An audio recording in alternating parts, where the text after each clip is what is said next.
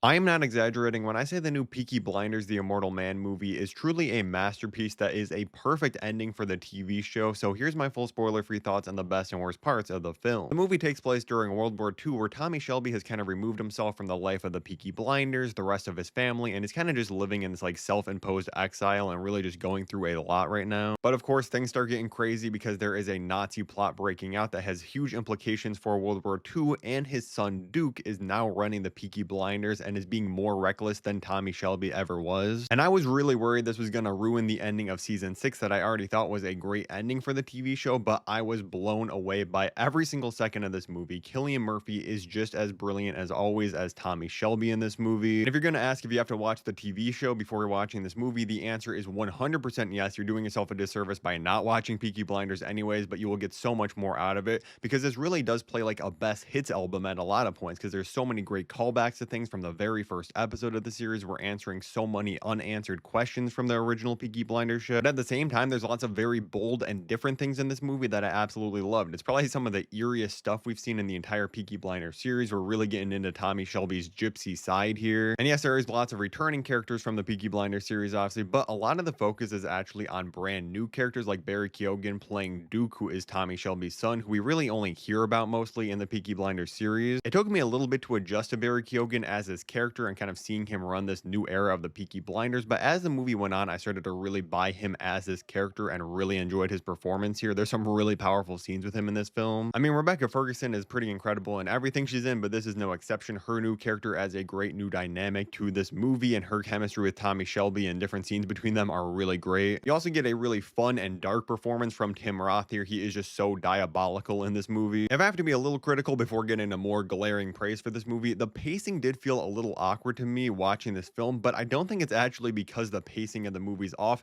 It's just because I'm so used to the Peaky Blinders TV series where you're watching 6 like hour-long episodes with so many different storylines going on, whereas this is just one 2-hour movie that's a lot more concise, focusing on Tommy Shelby and his son. It definitely feels like things are happening way quicker than they do in the TV show, but again, that's just what happens when you're changing up your format from a TV series for 6 seasons to a movie. It didn't take me out of the film. Again, it just took a little bit of getting used to, but honestly, that's also kind of a positive because this does really feel like a cinematic experience. It doesn't just feel like, oh, a long episode of the TV show. Like, no, this looks incredible. The cinematography is just hauntingly beautiful throughout this entire film. The sound design and soundtrack is absolutely incredible. Like, whoever was picking the songs for this movie, which I heard Cillian Murphy actually had a big input into, was absolutely cooking. The soundtrack really just elevates the emotions and intensity of so many different scenes in this movie. I really have to applaud them for it. Now, yes, I am a huge Peaky Blinders fan anyways. It's one of my top 5 favorite TV shows of all time, but that doesn't mean I wasn't going to be critical of this if it was a bad movie. Like, I was fully ready to be disappointed by this, but I should have never doubted Cillian Murphy and Stephen Knight. They truly created something special here. I don't hand out 10 out of 10s lately, but I think this one is getting one for me because this entire series is so special to me,